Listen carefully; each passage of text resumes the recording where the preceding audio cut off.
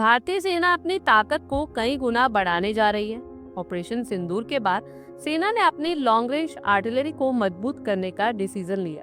इसके तहत सेना ने 120 किलोमीटर तक मार करने वाले पिनाका रॉकेट को अपने बेड़े में शामिल करने का प्रस्ताव तैयार किया है।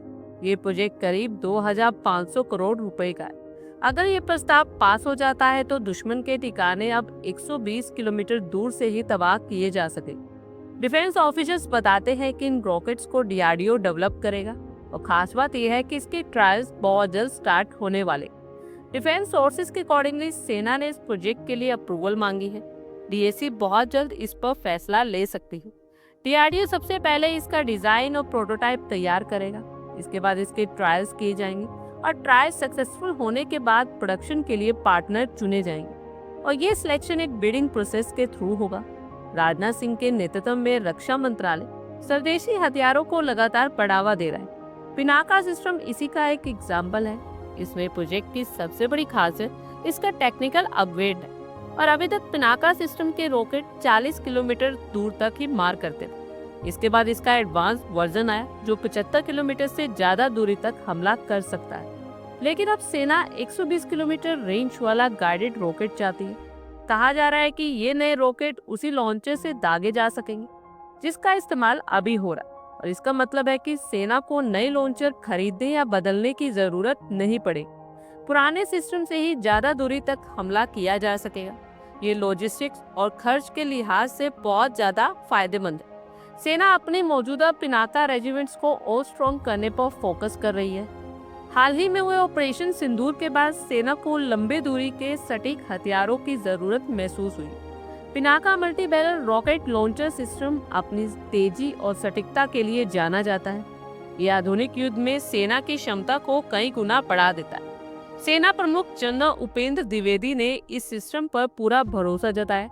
उन्होंने साफ कर दिया है कि सेना इस मिसाइल सिस्टम का पूरा समर्थन कर रही है।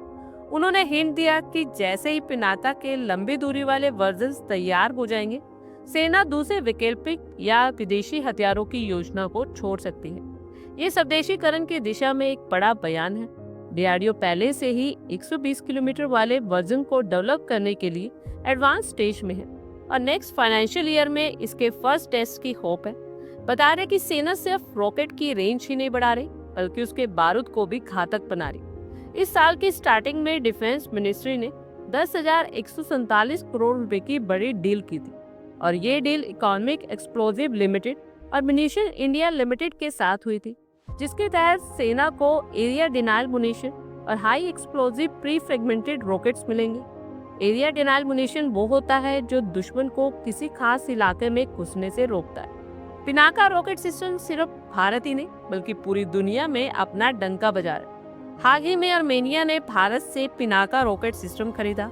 इसके अलावा कई यूरोपियन कंट्रीज भी इसमें दिलचस्पी दिखा रही है। एक न्यूज के अकॉर्डिंगली फ्रांस जैसा ताकतवर देश भी पिनाका सिस्टम में रुचि दिखा रहा है और ये भारत की डिफेंस इंडस्ट्री के लिए एक गर्व की बात है। और पिनाका का एक्सपोर्ट ये साबित करता है कि भारतीय हथियार अब ग्लोबल स्टैंडर्ड की हैं और 120 किलोमीटर रेंज वाला नया रॉकेट इस सिस्टम की डिमांड को और बढ़ा सकता है।